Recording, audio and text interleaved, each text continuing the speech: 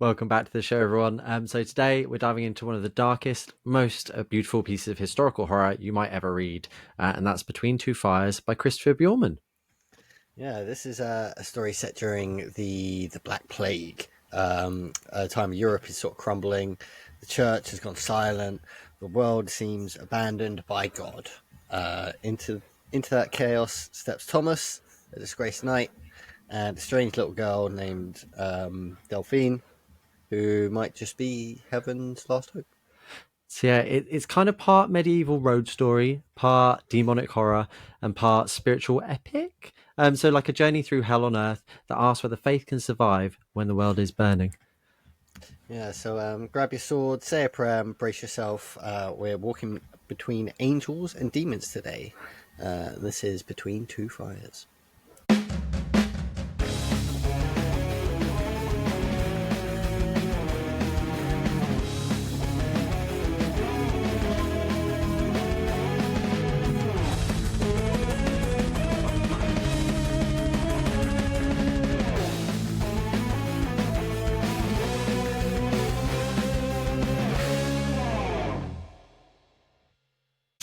How you doing, buddy? Yeah, good man. How are you? Yeah, good. Uh, that was I'm just gonna go straight in because that was a cool book. Yeah. That was very cool, very cool. Yes. Like very cool. Yeah. So we'll get I we'll, am. we'll get into it. But yeah, I'm very glad good that you choice. said it because I also really enjoyed it. So I hadn't read it before, didn't know what I was getting into, and I'd agree with you. And when I was reading it, there was parts I was like, I think because we've talked a lot about like religious iconography and stuff like that, and reading, Yeah. I really dug all of it. and yeah, that was quite heavily in this book, and that is something to bear in mind with this book. There is a lot of talk of heaven and hell and demons and Jesus, like some people might say. Um, A little bit, yeah. so yeah, it's full spoilers ahead, and yeah, this is Between Two Fire, Christopher Buehlman. How long did it take you to read roughly? Would you say? Um, Once I got started, there was a few days where I read big chunks. But probably like in total, actually read time, I don't know, like a week and a bit, 2 weeks, maybe Yeah, I think I got this something one like done that. in about a week, and that's just because I started it on train rides when I was coming to London, and Yeah. so it's just a lot of time sat on trains. So I got a good chunk started, and then got to a point in the book where there's the definite twist, and that once you Hmm. get past that hump, it's not a hump because it's fine up until that point, but after that twist, there is just such a drive and a continual progression of wow horror and Yeah. bizarreness and kind of like reminded me a lot of Berserk. Oh, yeah. I was gonna say, when you sent that gift during the week, I was like, I didn't quite see it just then, but then it started getting more and more freaky. But it was really cool because it kind of blurred the lines between reality and like fiction. Because like it almost in the first like good half, maybe it almost seems like everything's just a hallucination. Like there's Yeah, nothing actually tangible that they're doing, or like it's just they're fucked in the head because of the Black Death and the situation going on around them. And then yeah, then it gets really freaky, and it's like, oh no, they're not fucked in the head. This is actually going on.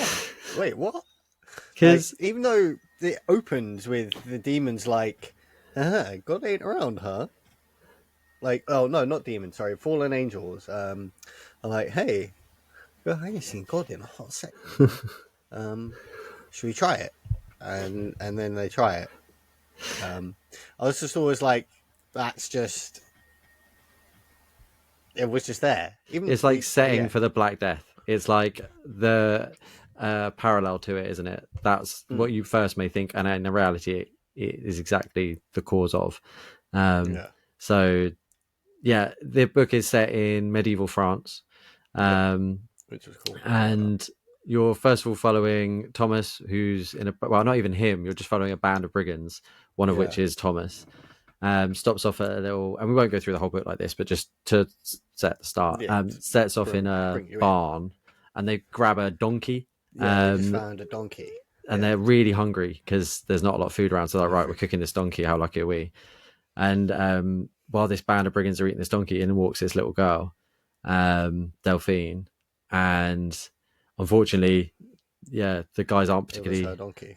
yeah, and they're not particularly nice to her. They're No. very much the epitome of the worst of humanity. These men, well, most of them, Yeah, this three of them, is just three or four of them. to put a side note onto that. This is medieval Europe, so shit like this is going to probably well, no, it doesn't come up. Well, it does come up a couple more times, but Yeah, it's just a unfortunate hazard of those it's a times. it's a byproduct. It's not. Yeah, That was very much a survival of the biggest and meanest and nastiest, yeah. and who was good with a sword or with a bow and So arrow. one of the guys, the leader, decides he wants Delphine for the night, which she obviously doesn't want to partake in, so runs away, hides in a tree. He sends one of his goons out to get her, who does. Um, that's like quite funny, that whole scenario, which is horrific because it's a girl being about to be Mm. attacked, but he's tried to put that like it makes it feel so normal. It's scary. Um, and anyway, goes back to the barn, and lo and behold, Thomas, one of the brigands, has murdered them all Yeah, he's like, you brutally. know what? Nah, So I you've ain't about this, man. one step too far. Nah, This is not. Yeah, I'm not. Fuck off. sorry, man. And that's when you find out well, no, you don't find out he was a knight at that point, do you? You don't know he's a knight. He's just a dude.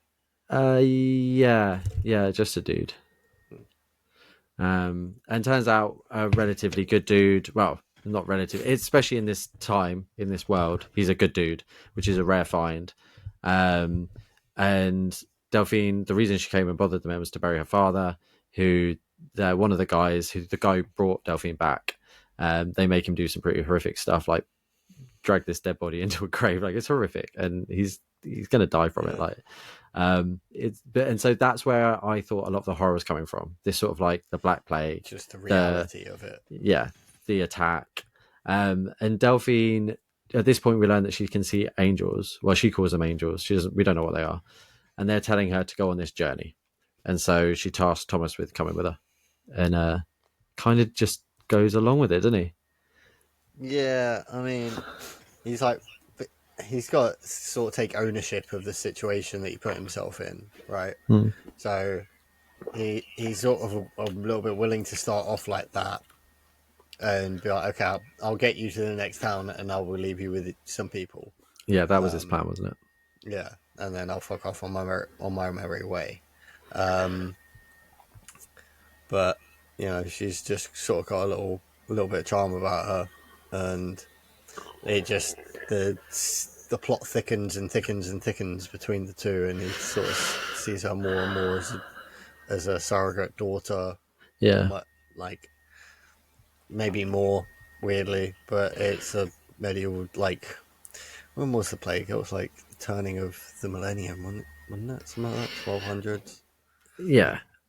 something I like th- that. I So I think old it people is marrying a. young people was a I thing do then think it's too. still a father daughter relationship, and that we won't get to it, Mm. but that I think is mirrored by or proven by what happens at the end of the book, which is really out of the blue as well.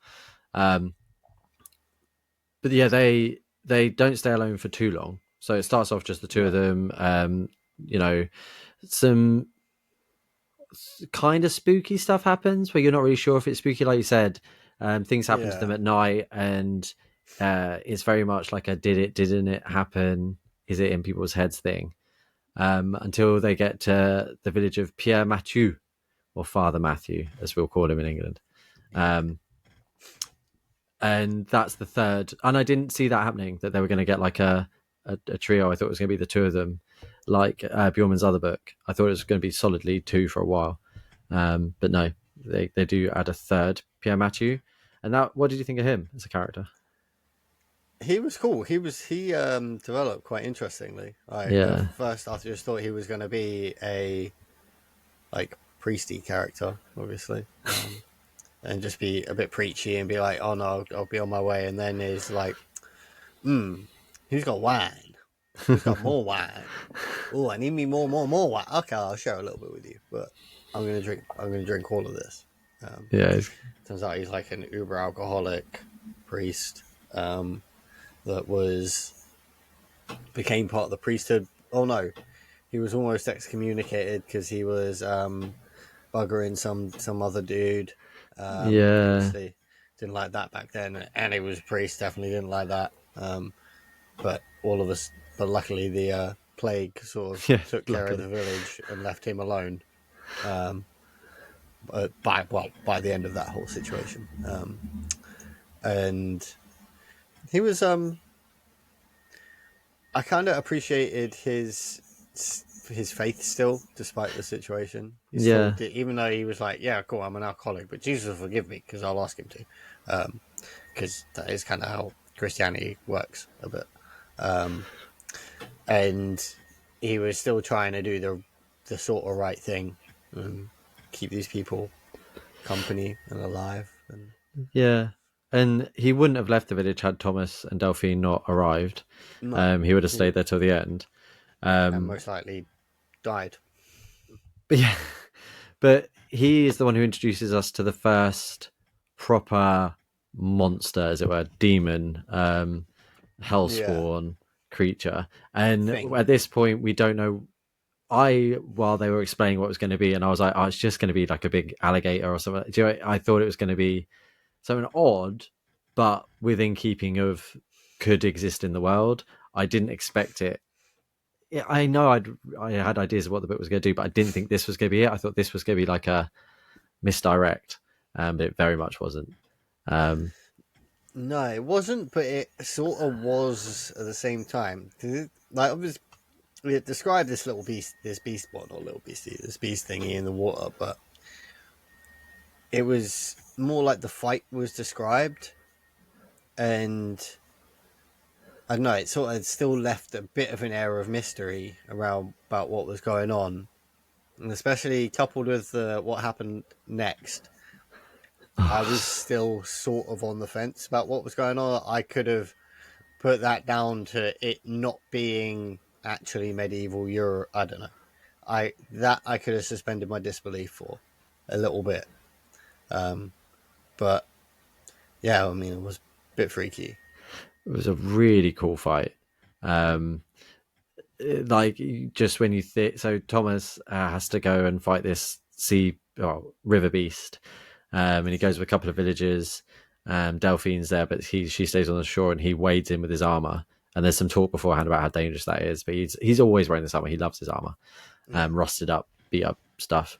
And it's when for me it was when this creature grabs at one of the spears or something that's within him with the hand that's on his tail, and then copies the farmer's scream. I was like, no, no, fuck! yeah. It's got fingies, and it sounds like us. No, fuck off the us fingies. And that was See, like, I was like, no, that's not happening. I could have put that down to like before they get into Moria in Lord of the Rings, and there's the squid monster thingy. I could have put it down to it being something like that. Hmm. Just their description of it in the moment was a bit off, and oh no, it was still within the realms of normality, even though it was abnormal. Dude, it can copy people's screams. It was like it opened its mouth and repeated the farmer's scream back at me. It was like, very cool bit. And it doesn't end well for Thomas. So this is the first No bit of like, okay, there's even more going on stakes. here. Because the way he gets it's so messed up. The random plague woman sees him, who's lost her husband, sees him Oh laying yeah, in the river, decides to make him her river husband, so she's not alone when she dies. Um, and then starts making out with him, and then yeah, dies on him. It's yeah. so fucked up. I think, and Ah. doesn't he get like a quill from one of the things like Oh, that too. in Yeah, his into his groin muscle, and yeah. it's just like that got all infected. He is. There is no coming back. See, he's got the plague. He's also very infected from Probably sepsis, River Monster. probably gangrene. and they decide to take him on a trip to the local village, the next village Fake on, sort of healer. thing, town. Yeah, where there's a statue that can heal you by you touching it. Yeah. So it's sort of like, yeah, that's the next arc. And from then on, like, because we could just talk about all these arcs one after the other, but there's constant rising of stakes. Yeah. Things just get weirder and weirder and weirder. Like during the whole like castle pre-jousting thing, when there was like, I don't know if it was Oh, just ghosts or if it it was was like I said, there's just a drunk hallucination because they shared the hallucination. no. That's why I It knew was it so wasn't just trippy. being That was a drunk. proper cool bit, and like how it Groundhog Dayed itself a little bit, and the same thing seemed to repeat a few times. Almost, I don't know, that bit proper tripped me out.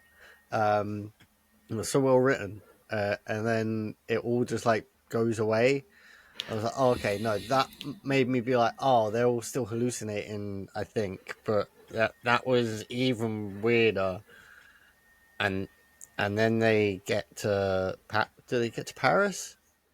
Yeah, they get to Yeah, Paris. Oh man, and someone gets bashed apart by some stone people in the yeah, night. that What the was fuck? very much the stone statues that come alive, and if you let them in, they'll Mm, kill you. But you don't know they're stone statues for the longest time. Very weeping angels, if anyone's watched Doctor Who and doesn't know what we're describing. Except it doesn't matter if you're looking at them; these statues are going to get you.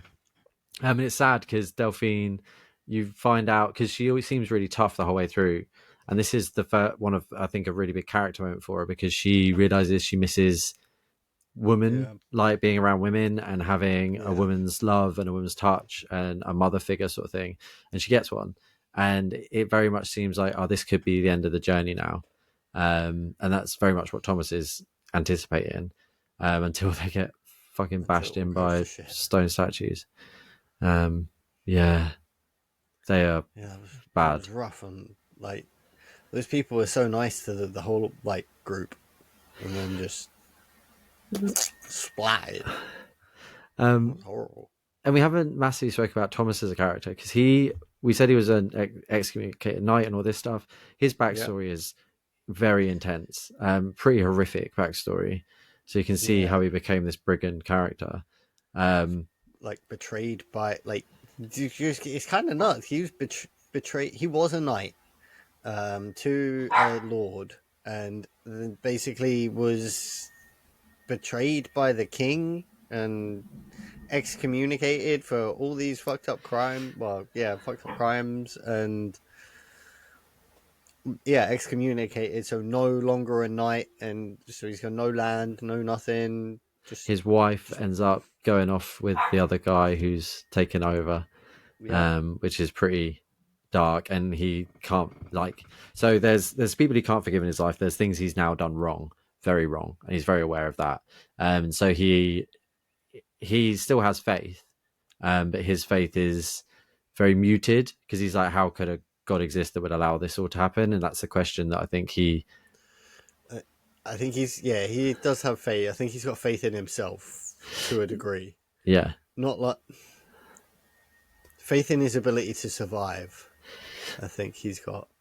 yeah, but while at the same time not fully believing that he doesn't believe he's a good person though.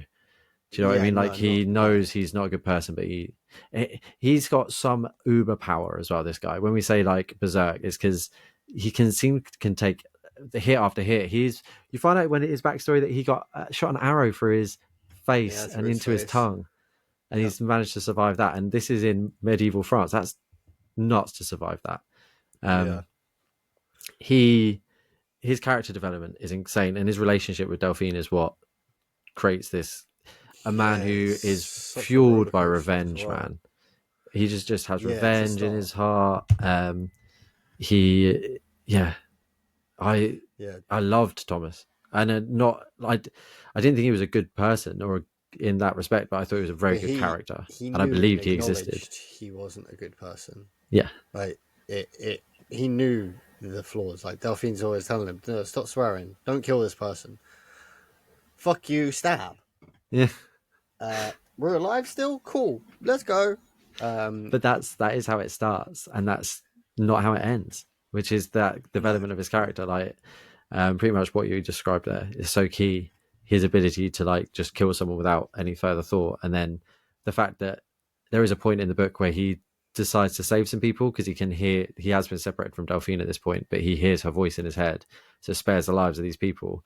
Which in doing so, like the next day or next week or whatever it is, that saves him because those same people find him and are about to murder Yeah. him and like, no, he spared us. Like he could have had all of us. Just doing everything, take everyone else. Oh He's, yeah, don't when touch he him. finds the British Oh, and that's it. longbowmen, Yeah, he and finds the, like finds them lacking in like the bathhouse, doesn't yeah. he? And he just walks in, and he's like looks around. Everyone's like holding their beers, like oh fuck. That was I wicked as well. thought Yeah, he was that going to was great. murder him. I thought that Yeah, I was mean, it because he just, wouldn't have been surprised. he told the village he would. That's the other thing. Because, and Yeah. he had made a vow sort of thing. Um, Yeah, not even but a no, vow. he, Like, and he made they reunited him, didn't they? And yeah, to they protect, reunited him, and he took an oath as a knight again to kill those people. which he didn't because of No. Delphine. Who's another really interesting character because she's a mystery most of the time. A Hmm. sweet girl who just wants to do what the angels say and wants happiness and flowers. Sort of, it's a hard one, but yeah, it's very Yeah. aware that things are fucked. At the beginning, she was just like, I guess thought she was a delusional little girl that he was going to get to the next village, and like, now you're talking to the angels. Okay, sure, darling. Um, excuse me. Yeah, she did get kind of cool. The moment she sort of clicked with me was just before the new mum and dad died, and she was talking to the Jewish peddler about the like Oh yeah, the stick that and was the very ornament Jesus. stuff. That I was like, was. that Oh, was all a bit weird. oh, I thought you meant the bit with the Jewish guy in the stocks. No, the one where she wanted the items, and she was like, no, no, no, not that one. I know, and she like was picking the right one through the scammy ones, and then they saved him, right? Yeah, but this happens a lot, and you start to realize that she's got some sort of foresight or something is there Yeah, with her. two and two make four, right? Like she can't be getting it right all the time. Like she's not like she could do research. She was like 12, 13 years old. Um, eh. All But right, cool. Maybe the angels are talking to you, darling. What did they say? Please tell me more. And she so still has it rough, even like being with Thomas and the priest, because like the mind they get rape thing. challenged with like their loyalty to her, well, not their loyalty to her, but their like honesty to her. Yeah, I think constantly. like Thomas in his dream tried to do the naughty naughties, and priest like almost murdered her, like. But they both broke through their character development and like yeah, well not their character development, but because it was all subconscious and like in dream, like Well, a weird dreamy state. it was also Like they were under attack by demons. It wasn't just like they yeah, were having these horrible dreams; they were being under but attack. those So things sort of like were like force triggers to them be like whoa, whoa, yeah, whoa, whoa, whoa, what the fuck? And then you could see visible changes start to happen after those yeah, there were big moments. moments for both of them, massive moments, and Delphine's character really explodes and things become real and very much in this world for me when she goes to the place where they're resurrecting zombies. So there's a Yeah, when she town they runs go off on her to. own. Yeah, she runs off on her own. There's a town. Oh wait, no, because this is, yeah, that's when she's still with everyone. Everyone's still there. Matthew's there, and she runs off, and um, I, he is there because he's in the under the tree with her at the end of the city bit.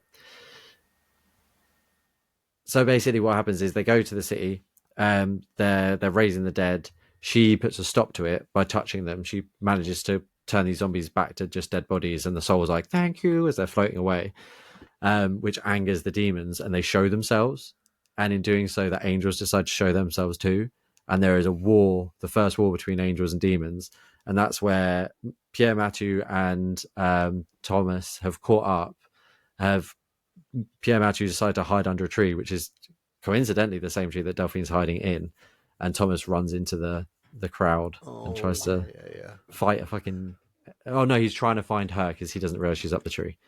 And there's like angels ripping shit out of the ground and demons with multiple Yeah. eyes, and these things are like kaiju size fucking. The one, the one with 6 wings, the one with Oh, 12 eyes, and a lion, 12 eyes in a lion's mouth, or something like that. I got, and yeah, I was kind of like proper Fantasia yeah, moment in my head. You know that that big demon thingy. That's what I was picturing like, the whole time. Just more wings though. That's fuck. That's cool. it was the first really otherworldly. I mean, we've had some weird shit up to that point, but massively otherworldly. Like, um, this is happening. But then he also pulls the rug under you, because what happens, and when there is an angels demons fight, it's almost like they Men in Black everyone after it, because the next day no one remembers it. They either think there's been like an earthquake, or Yeah. that no one remembers what's actually happened. It's only like Thomas, Pierre Mathieu, and you say Yeah. Sorry. no, Not you're open my good. mic. Uh, I was worried it was a monster. Thomas, Pierre Mathieu, and Delphine are the only ones who seem to remember these events. Yeah. Yeah. Because they're around her as well. Yeah, I think they're seeing them for what they are, and not we for. we didn't really talk about her first miracle, which was when we spoke about Thomas being really, really sick. And then I was like, oh, yeah, let's just get on with it. But something she does do, which is amazing, she heals him. When he is on death's door, he's pretty much dead. And she brings him back to life. That's not the first time she does it, which is another mad part of the book where there's like soul swapping and stuff. Like, this is where the book can Oh just yeah. massively go to places you don't. Like, we started in medieval France and ended up with soul swapping. Like, that's what, but in such a realistic way. It's a very gritty, earthy way. It's not like sci-fi. Yeah, I get what you mean. It kind of reminded me of in the Robin Hood books. There's a soul swappy moment, and it reminded me a little bit of that. Not quite the same, but similar tones. It wasn't sci-fi. It was very mystical and Okay. earthy, Yeah. as you say. Um, yeah, not the best descriptors, but you got it. Um, and yeah, that whole end point of the book when things start to really go off. Um, so we uh, jumping way ahead. I shouldn't. Pierre Mathieu and the river, and what happens to him, because I thought that it was the three of them ride or die. I didn't see a big death happening in the book. Um, No, I love not that so it soon did. after his like little revelation as well, because he had his little revelation moment, and then Yeah, we got like his backstory from Thomas. His back telling Thomas his backstory, but being like, "But I didn't fuck the boy because you won't be able to travel with me if that happened, right?" And he'd be like, "No." um, and then he was tried to kill Delphine yeah. for I can't remember what reason in his little dreamscape nightmare thing. Yeah, and then That she was a they're on the witch. boat. It's always the witch. Oh yeah, excuse me. Yeah, and then they're on the boat with the smuggling pirates, Yeah, and more monsters attack. But there's some like demon jellyfish sort of demon thing. jellyfish Yeah, with people heads and dead bodies all attached, because it has cool. to be, right. It has to be horrific. But in order to protect us, so their ship breaks down, they're being attacked by these jellyfish. Thomas has his armor, um, but Delphine doesn't have anything. So Pierre Mathieu holds her above his head and walks out of this river, because she's been stung at this point. And what I loved about this death, I didn't love anything about. What I found very interesting about this part of the book is how Piamatu doesn't just die. Like, I'm used to sudden deaths being sudden, but it's someone in the group who now slowly dies over a period of a few days. Like, they dig his Yeah, grave before he's gone. Like, it's they sad. know it's coming. Yeah. Um, and then you even find out he's died, and then you go back to the time when the last few days of his life. Like, they time jump back, or they time Yeah, skip forward. Like it, yeah, it was but it weird. worked really well to just really end this character, give him a really lovely farewell. Yeah, Um, like he's gone. but you feel like he has been forgiven, and that's Delphine, right? That's her power. It's Yeah. her gift. And yeah, arguably she's Jesus. That's what people say. That it is the second coming of Christ in the body of Delphine. So not obviously Jesus, but it's Jesus too. Well, I mean, no, it would be Jesus, because Which it is, would yeah, because remind Jesus us. is Jesus. But like, Yeah, Jesus is within Delphine is what I'm trying to get at. yeah, yeah. I, and it does draw. Yeah, well, we'll get to that bit when it comes to it. But it, I I can't remember what was going on with her when she like ran off on her own for a hot sec after So Matthew dies. so after Matthew dies, she runs off on her own. Um, and then where does she get to? Because she has another little run in with some demons, doesn't she? Yeah, Because I I know that she gets. that's when Thomas finds the like English people, Oh, we don't and find out a huge amount about her. So what when we re-find out, it's when they meet up again, because we find more from Thomas's side. So because that's where okay, Thomas, like you said, meets up, and then she brings him back. So her adventures, I think, are a bit straightforward, just surviving. She got a horse blanket from an old man at one point, I think. I okay, don't know. Well, she took it that morning. I just, yeah, nothing that I think is particularly um, super relevant. yeah, and and that's the thing. Some people argue that this is very episodic and isn't the bits that happen aren't relevant, but I think it's so relevant in the character development, because each one of these things that happens to them alters them a little bit each time. Like the ghost feast with the jousting, like the river monster, like the water jellyfish monster. Um, Yeah, I mean, the Thomas at the beginning wouldn't have done the stuff the Thomas at the end did no, at all, um, and yeah, they do end up meeting up. She finds him, and it's yeah, obviously she was going to. She has the power, um, and the reason she leaves is because she was worried that she will cause them harm, because everyone who's near her after the family die, she's like, everyone who's near me will suffer. I don't want that anymore, and I think that's what the gargoyles tell them as they're leaving through the France, because these gargoyles are shouting at them as they're leaving.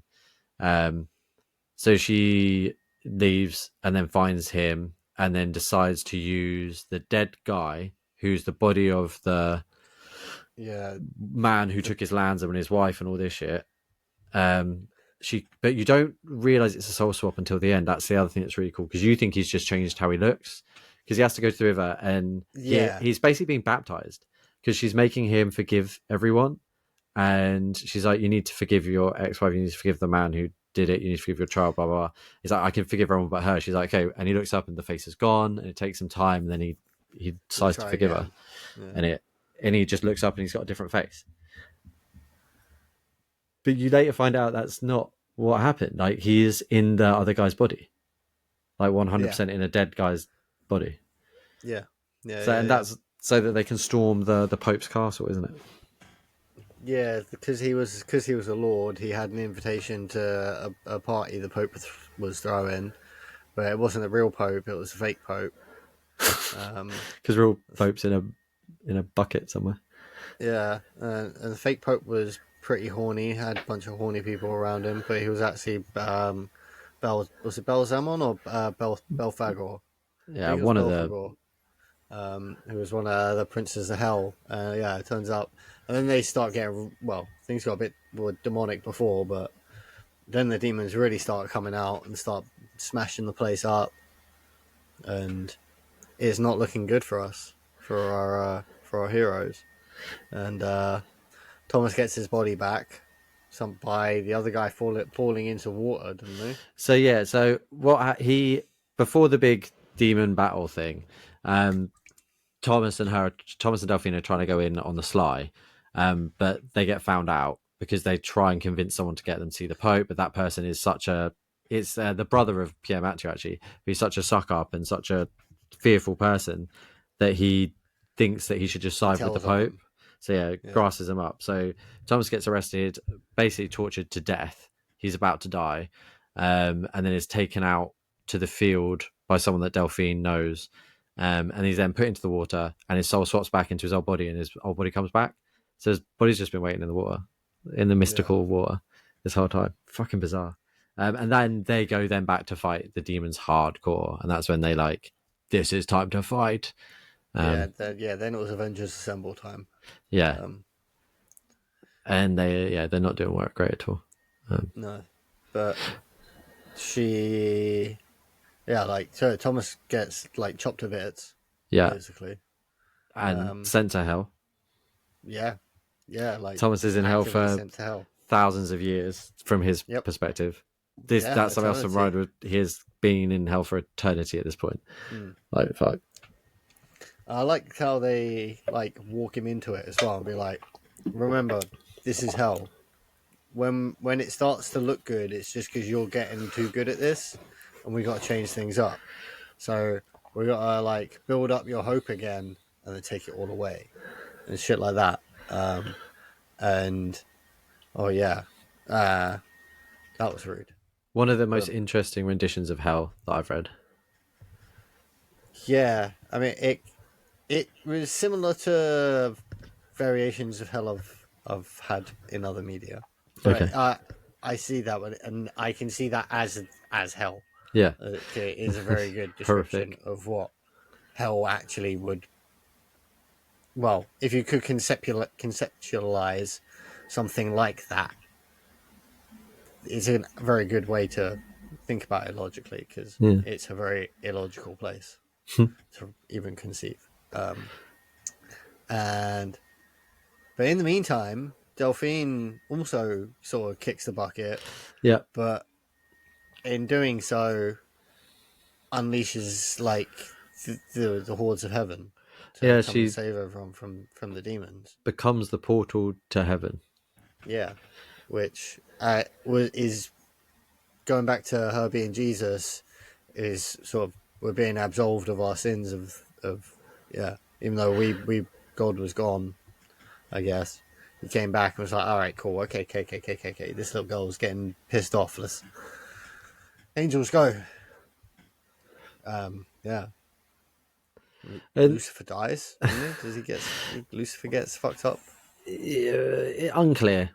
Things don't end well for a lot of demons and fallen angels or angels. I think but the angels win is the Yeah.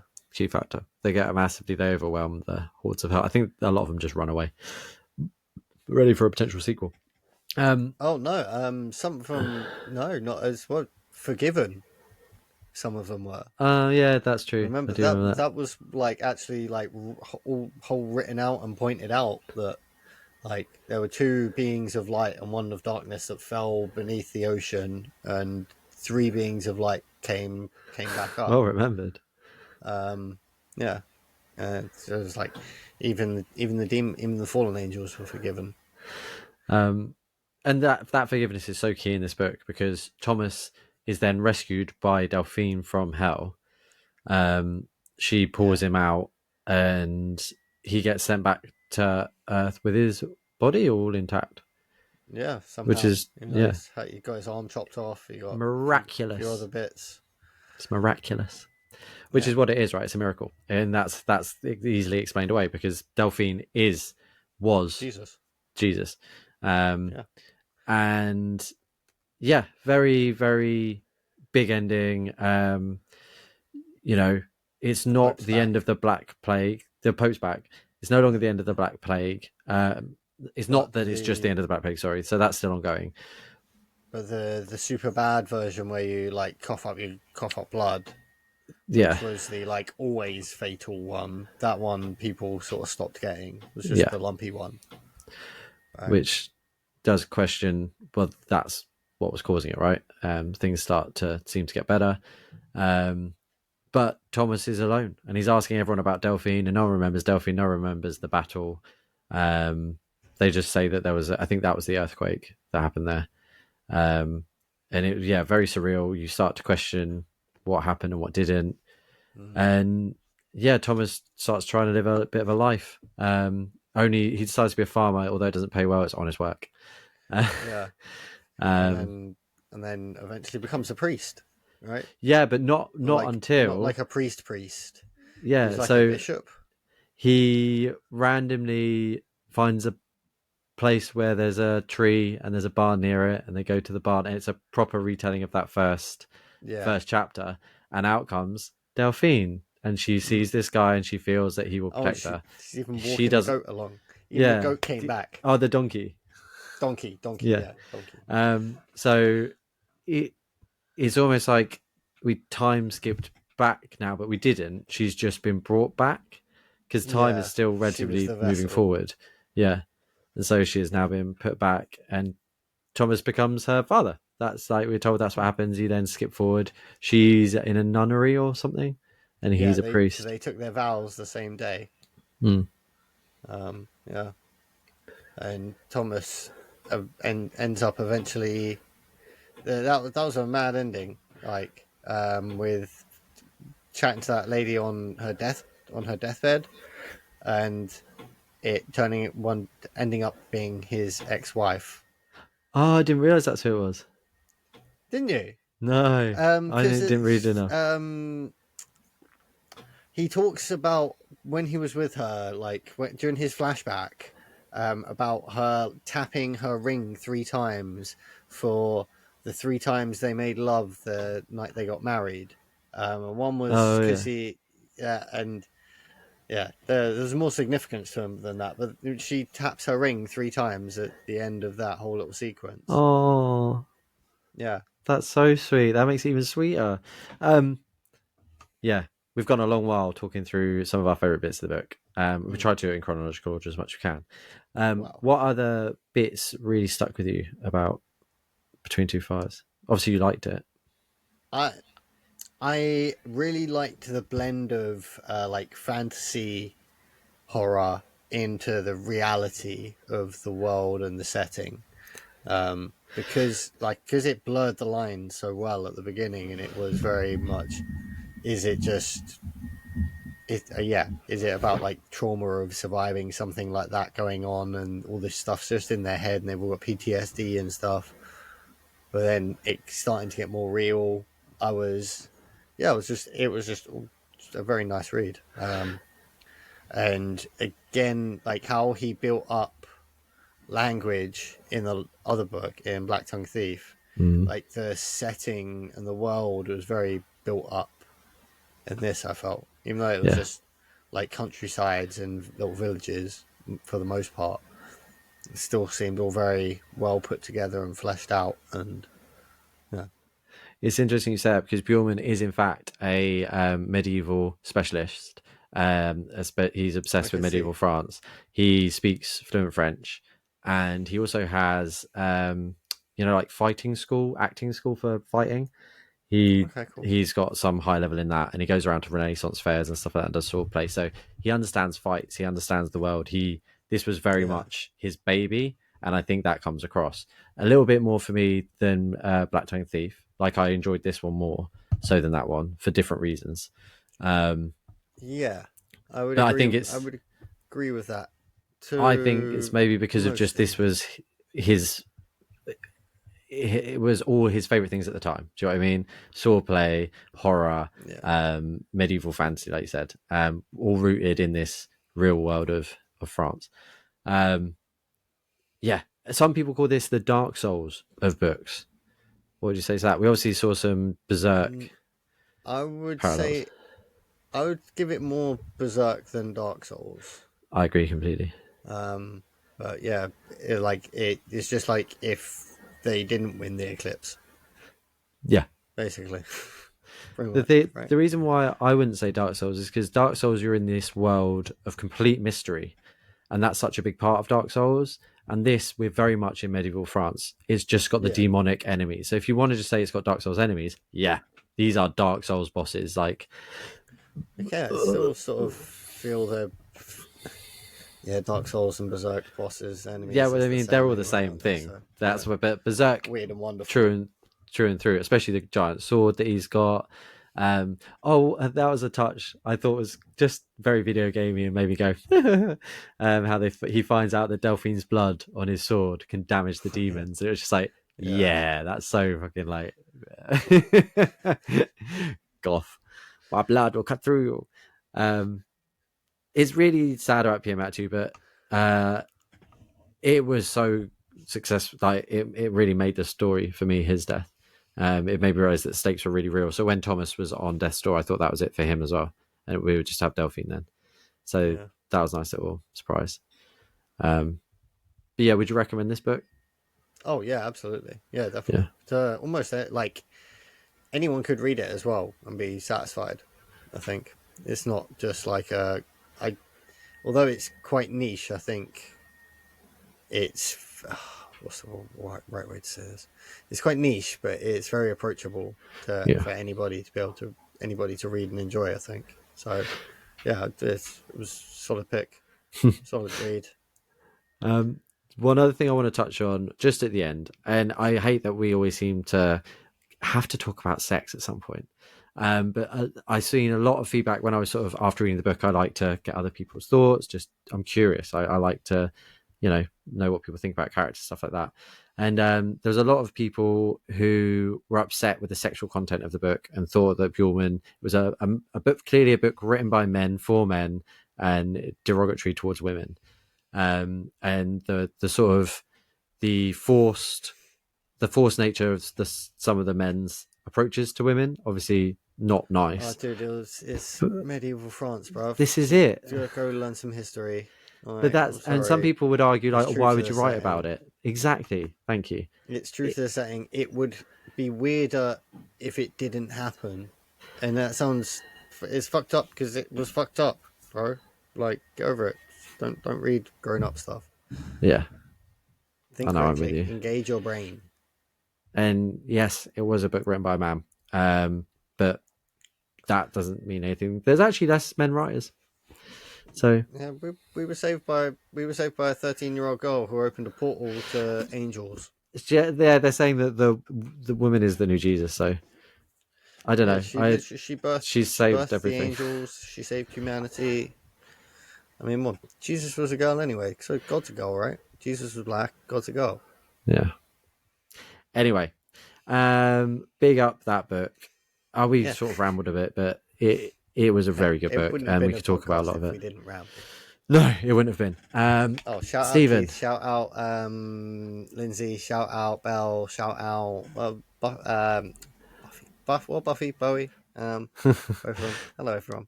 and again, if you want to shout out from Stephen at the end of a podcast, please just let us know in the Leave comments. a We'll comment. shout I'll out as just long say as your it's name. not rude.